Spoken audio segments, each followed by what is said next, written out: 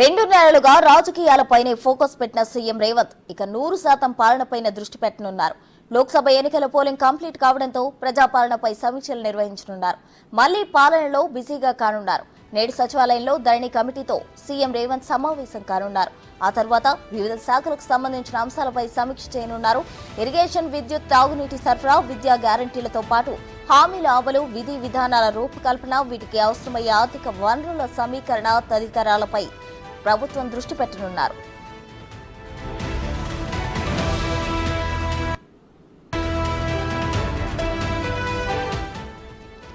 మరీ ముఖ్యంగా అకాల వర్షాలకు నష్టపోయిన రైతులను ఆదుకోవడమే లక్ష్యంగా యాక్షన్ ప్లాన్ సిద్ధం చేయనున్నారు. పంట నష్టాలపై అంచనా వేసి అన్నదాతలకు అండగా ఉండేందుకు సమీక్షలు నిర్వహించనున్నారు. 15 ఆగస్టులోపు 2 లక్షల రుణమాఫీ కోసం అధికారులతో సమీక్షలు జరపనున్నారు. పరిపాలనపై తన మార్కు చూపే లక్ష్యంగా కీలక నిర్ణయాలు తీసుకోనున్నారు. పాలన గాడిలో పెట్టేందుకు ఆకస్మిక తనిఖీలు సైతం చేస్తామంటూ వార్నింగ్ కూడా ఇచ్చారు.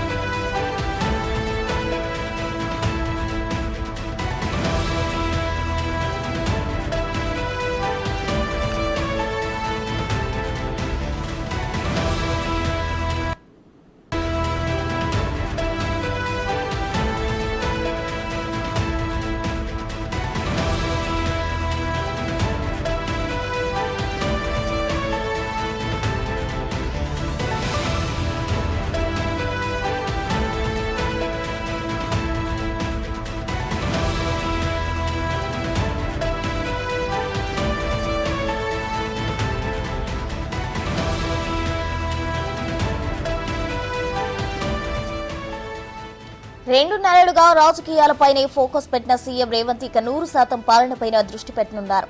లోక్సభ ఎన్నికల పోలింగ్ కంప్లీట్ కావడంతో ప్రజాపాలనపై సమీక్షలు నిర్వహించనున్నారు. మళ్లీ పాలనలో బిజీగా కానున్నారు. నేడు సచివాలయంలో ధరణి కమిటీతో సీఎం రేవంత్ సమావేశం కానున్నారు. ఆ తర్వాత వివిధ శాఖలకు సంబంధించిన అంశాలపై సమీక్ష చేయనున్నారు. ఇరిగేషన్, విద్యుత్, త్రాగునీటి సరఫరా, విద్యా గ్యారంటీలతో పాటు హామీల అమలు, విధి విధానాల రూపకల్పన, వీటికి అవసరమయ్యే ఆర్థిక వనరుల సమీకరణ తదితరాలపై దృష్టి పెట్టనున్నారు.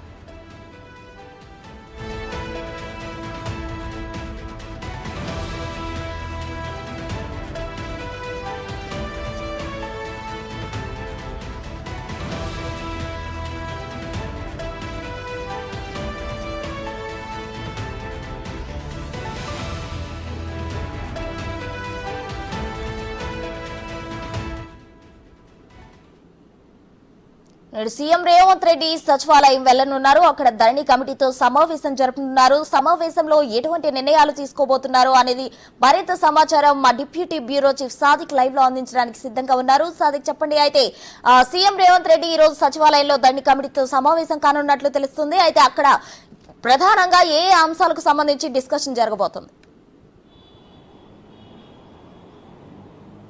ప్రసన్న, ముఖ్యమంత్రి రేవంత్ రెడ్డి అయితే ఇక పరిపాలన పైన పూర్తి స్థాయిలో ఫోకస్ పెట్టనున్నారు. మొన్నటి వరకు కూడా పార్లమెంటు ఎన్నికల్లో బిజీగా ఉన్నటువంటి ముఖ్యమంత్రి రేవంత్ రెడ్డి ఇక నుండి ఈ రోజు నుంచి కూడా పాలనను మరింత పరులు పెట్టించే లక్ష్యంగా ఆయన సెక్రటరీకి రాబోతున్నారు. ప్రధానంగా టాప్ ప్రయారిటీ ఒక 3 అంశాలు, అంటే కాంగ్రెస్ ప్రభుత్వం కానీ మొదటి నుంచి చెప్తా ఉంది, సంక్షేమ, అభివృద్ధి, ఈ 2 అంశాలను ప్రధాన భూమికగా మేము పరిపాలన అందిస్తాం, సుస్థిరమైన పరిపాలన అందిస్తామని చెప్పినటువంటి కాంగ్రెస్ ప్రభుత్వం ఎన్నికలు అయిపోతూనే పూర్తి స్థాయిలో ఇప్పుడు పాలన పైన దృష్టి పట్టేందుకు గాను ముఖ్యమంత్రి రేవంత్ రెడ్డి ఒక టాప్ ప్రయారిటీగా 3 అంశాలను ఎంచుకోవడం జరిగింది. అందులో కూడా విద్య, వైద్యం, వ్యవసాయం, ఈ 3 అంశాలకు టాప్ ప్రయారిటీ చేయబోతున్నారు. ఎందుకంటే అకాల వర్షాల వల్ల దెబ్బతిన్న రైతులు చాలా ఇబ్బంది పడుతున్నారు. వారి యొక్క ధాన్యం తడిసిన సందర్భం ఉంది. ఎంఎస్పీ ధరకే కొంటామని కూడా ఇప్పటికే ప్రభుత్వం ప్రకటించింది.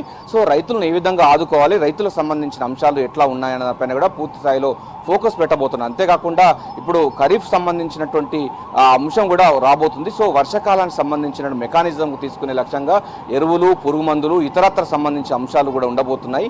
వీటితో పాటుగా నకిలీ విత్తనాలకు సంబంధించినటువంటి ఒక మహమ్మారి కూడా ఉన్న నేపథ్యంలో దాన్ని ఎట్లా అరికట్టాలి దానిపైన కూడా ఈ అంశంపైన టాప్ ప్రయారిటీ తీసుకోబోతున్నారు. అంతేకాకుండా రైతులు పండించిన పంట ఇక గిట్టుబాటు ధరతో పాటుగా ప్రభుత్వమే కొనుగోలు చేసి సబ్సిడీ ద్వారా, అంటే రేషన్ షాపుల ద్వారా ఇచ్చే సన్నబియ్యం కానీ లేకపోతే ఇతర గత కాంగ్రెస్ ప్రభుత్వం ఉన్నప్పుడు బియ్యంతో పాటుగా 9 వస్తువులు ఇచ్చేవాళ్ళు, పసుపు కానీ, మిర్చి కానీ, అదేవిధంగా పప్పు ధాన్యాలు కానీ అంటే ఇట్లా ఇచ్చేవాళ్ళు. సార్ గత ప్రభుత్వాలు ఇచ్చిన సందర్భం నేపథ్యంలో అదే తిరిగి మళ్ళీ రైతుల దగ్గర నుంచి వెళ్ళి ప్రొక్యూర్మెంట్ తీసుకొని ఆ తర్వాత దాన్ని సైక్లింగ్ చేసేసి ఆ పూర్తి స్థాయిలో కూడా మళ్ళీ రేషన్ షాపుల ద్వారా 9 రకాల వస్తువులు చేసే లక్ష్యంగా ఒక నిర్ణయం తీసుకోబోతున్నారు. ఇది ఒక పెద్ద అచీవ్మెంట్ ఉంది.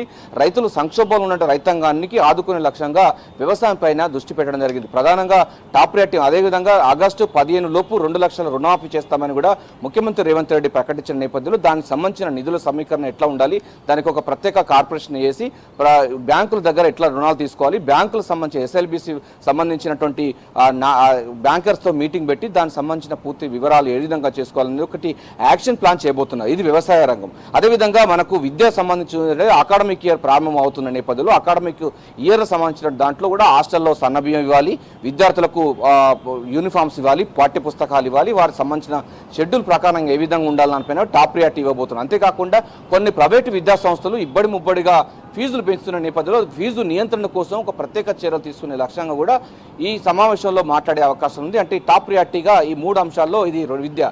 ఇక వైద్యం విషయంలో కూడా చాలా మట్టుకు సామాన్యులకు వైద్యం అందలేని పరిస్థితి ఉంది. ఇప్పటికే రాజీవ్ ఆరోగ్యశ్రీ ద్వారా 10 లక్షల సంబంధించినటువంటి అంశాలు ఇస్తున్నారు.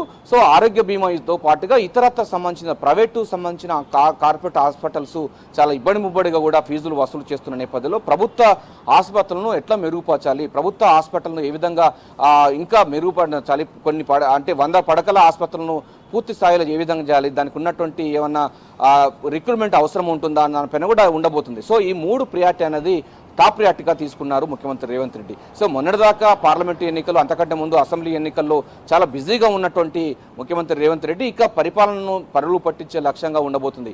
అభివృద్ధి, సంక్షేమం ఈ 2 టాప్ ప్రియారిటీలో సంక్షేమానికి పెద్దపీట వేస్తూ 6 గ్యారంటీ స్కీమ్స్ ఇప్పటికే ప్రజల్లోకి పోతున్న నేపథ్యంలో ఈ యొక్క విద్య, వైద్యం, వ్యవసాయం పైన కూడా టాప్ ప్రియారిటీ తీసుకోబోతున్నారు. అందులో ప్రధానంగా చూసినట్లయితే వ్యవసాయం అన్నది చాలా టాప్ ప్రియారిటీ తీసుకున్నారు. అందులో విధంగా రైతులు ఎక్కడ నష్టపోకుండా రైతులకు కావాల్సినటువంటి ఎరువులు, పురుగు మందులతో పాటుగా వారికి పండించిన పంటకు ఎంఎస్పి ధర ఇచ్చి వాటిని ప్రభుత్వమే కొనుగోలు చేసే విధంగా, సన్న బియ్యాన్ని ఎక్కువగా పండించే విధంగా, రైతులను ప్రోత్సహించే విధంగా అట్లాంటి వారికి 500 రూపాయలు బోనస్ కూడా ఇస్తామని కూడా ప్రభుత్వం ప్రకటించిన ధర్మిలా దీన్ని టాప్ ప్రియారిటీ తీసుకొని ఇక ప్రభుత్వాన్ని మరింత పరులు పెట్టి తన మార్కును చూసించే లక్ష్యంగా రేవంత్ రెడ్డి అయితే ఒక ప్లాన్ చేస్తున్నట్టుగా స్పష్టంగా అర్థమవుతుంది. ఇప్పటికే రాజకీయంలో తన మార్కును చూపించినటువంటి ముఖ్యమంత్రి రేవంత్ రెడ్డి ఇక పరిపాలన కూడా తన మార్కు చూపించే లక్ష్యంగా వివిధ శాఖలకు సంబంధించిన అంశాలపైన కూడా సెక్రటరియట్లో ఇక రోజు సెక్రటరియట్కి వచ్చి రివ్యూలు చేసి దానికి సంబంధించిన యాక్షన్ ప్లాన్ చేసి అధికారులకు పరులు పెట్టించబోతున్నారు. అంతలో భాగంగా పని చేయనటువంటి అధికారులపైన చర్యలు తీసుకునే అవకాశం ఉంది.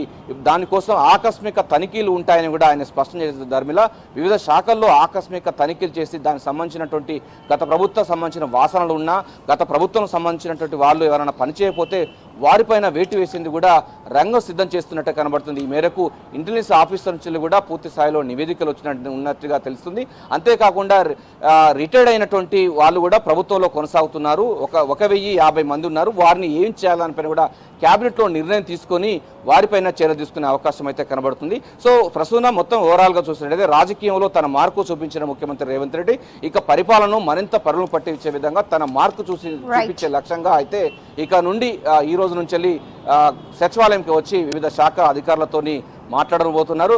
అభయస్థం మేనిఫెస్టోను పూర్తి స్థాయిలో అమలు పరిచే విధంగా తన యాక్షన్ ప్లాన్ ప్రారంభించబోతున్నారు. Prasanna, over to you. Right, thank you Sadiq.